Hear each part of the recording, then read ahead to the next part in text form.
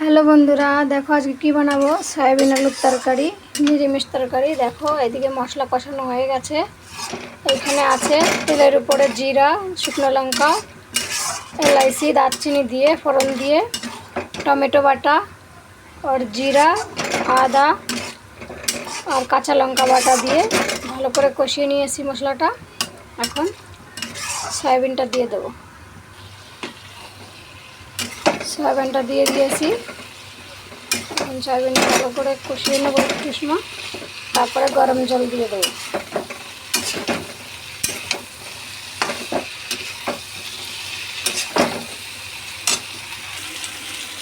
দেখো কষানো হয়ে গেছে।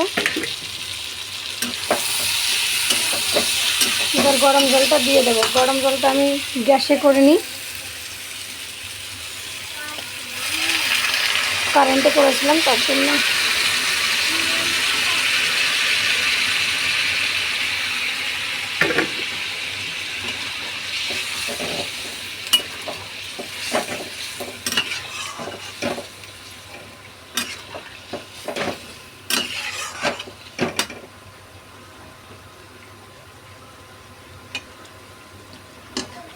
নুন হলদি সব কিছু দেওয়া হয়ে গেছে।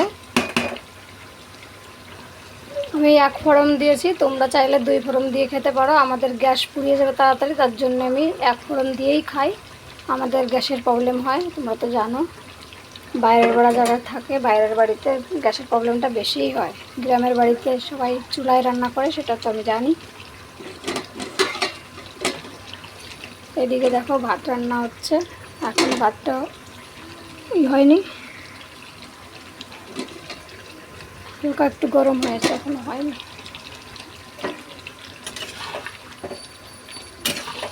তরকারিটা তাড়াতাড়ি হয়ে যাবে, আর একটু ঝোল টানলেই নামিয়ে দেবো। দেখো আলুটা তো আমি আগের থেকে ভেজে নিয়েছিলাম।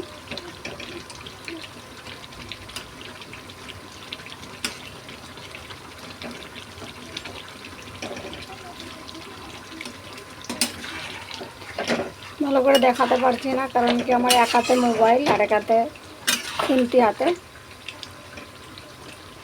টাটা, ভালো থেকে সবাই। ভিডিওটা ভালো লাগলে লাইক কমেন্ট শেয়ার করো। নমস্কার সবাইকে।